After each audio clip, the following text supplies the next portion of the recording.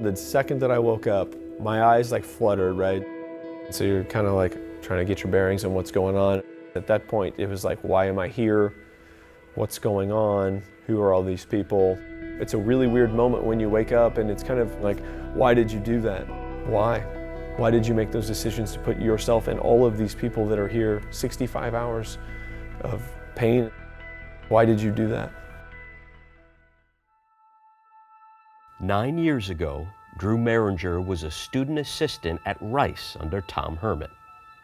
On an April off day, he and a friend drove from Houston to Fort Worth and took a train into Dallas for a Van Halen concert. We had started drinking earlier that day. As we were getting off the train to go to the concert, we were talking to the conductor, and he was like, hey, just want to let you guys know, 30 minutes after the show, lights come up, this thing's got to go. We kept drinking at that point and shouldn't have been. So not in a great state of mind or anything, but show ends.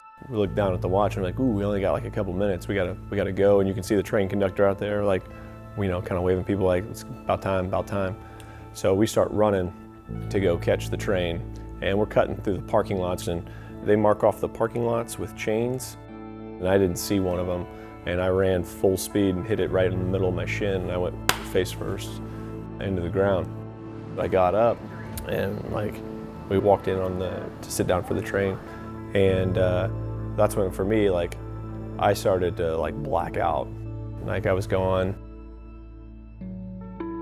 The conductor stopped the train, and Mehringer was taken by ambulance to John Peter Smith Hospital in Fort Worth. Mehringer's friend called Drew's dad, who rushed to meet his son. He asked the nurse lady when he gets there, so, what do we think the diagnosis is here? And she was like, oh, we think he just has a concussion. So I was like, really? So my dad's sitting there, and he's just uncomfortable for whatever reason. He's like, do you mind, just for my own sanity, you check again? So she kind of feels around, grabs my head. She finds I have a giant dent right here on the side of my head. She finds it, it's a soft spot right there. And so she's like, oh no, it's not. So they rushed me immediately into surgery. Needed to happen within the next few hours or didn't have a chance. Mehringer suffered a skull fracture and underwent emergency surgery, but remained in a coma. Drew's parents were up for 65 straight hours waiting for him to wake up.